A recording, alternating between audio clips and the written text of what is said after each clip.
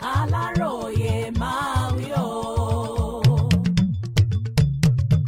Ọwọ́ tẹ àwọn akẹ́kọ̀ọ́ iléèwé girama Ògún tí wọ́n ń rìn kiri lásìkò tíṣẹ́ ń lọ ní kíláàsì nílọrin.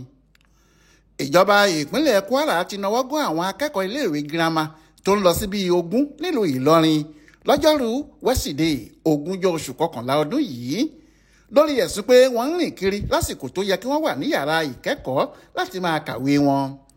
Ìjọba ti ránṣẹ́ pé àwọn òbí wọn pàápàá láti wá sọ tẹnu wọn.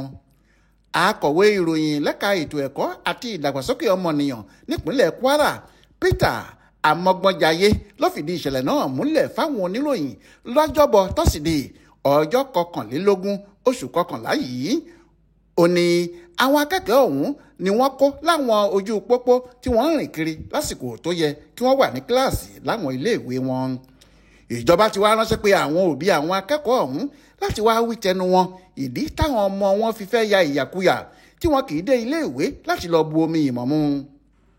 Kọmíṣánná lẹ́ka ètò ẹ̀kọ́ àti ìdàgbàsókè àwùjọ ní Kwara Sádátù Modibo Kawu ti wá rọ àwọn òbí àti alágbàtọ́ pé ojúṣe wọn ni kí wọ́n pawọ́pọ̀ láti máa mójútó àwọn ọmọ wọn kí wọ́n sì máa kíyèsí ẹ̀kọ́ wọn. Nígbà tó ń bá àwọn akẹ́kọ̀ọ́ àtàwọn òbí wọn sọ̀rọ̀ níléeṣẹ́ ẹ̀ka tó rí sọ̀rọ̀ ètò ẹ̀kọ́ yìí, Modibo Kawu tẹpẹlẹ mọ́ pé káwọn akẹ́kọ̀ọ́ gbájúmọ́ ẹ̀kọ́ wọn kí wọ́n lè ní ọjọ́ ọ̀la rere kí wọ́n sì yàgò fún ìrìn tí kò nítumọ̀ lásìkò tó yẹ kí wọ́n wà ní yàrá ìkẹ́kọ̀ọ́ nítorí pé ìjọba ń làkàkà láti pèsè ẹ̀kọ́ tó yè kooro fún àwọn olùgbé ìpínlẹ̀ náà. Ó sì di dandan káwọn pàápàá fi kún iṣẹ́ ìjọba. Ibrahim Alágúnmu tó ṣàkójọpọ̀ ìròyìn ọ̀hún fún Aláròyé online television.